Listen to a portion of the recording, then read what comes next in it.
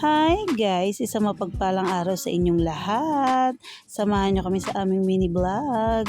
Ayan nga si Kuya Tisoy at si Aling Tisay. Hatid na natin sa school.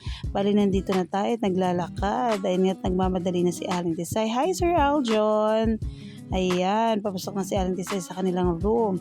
And after natin mahatid si Aling Tisay, tayo ay gagawa naman ng balag.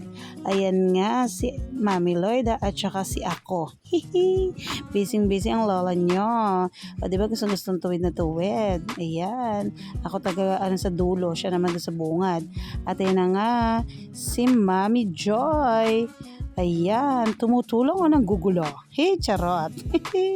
At ayan ang after niya, namin mag-garden, punta naman kami kay Mami Joyce. Bali, yung biyanan niya ay kinuha na ni Papi Jesus, so dadalaw naman kami.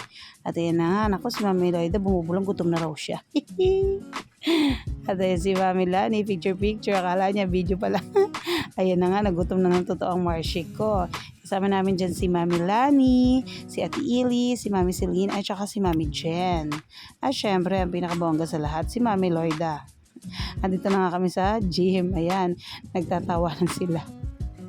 Naglulukuhan eh. May kwento kasi dyan si Ate Joy. O, ayan, nakita niya ako.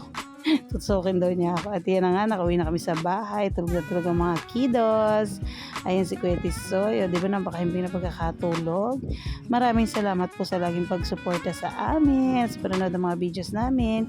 Ingat po kayo palagi. God bless you all. Good night guys. Bye-bye.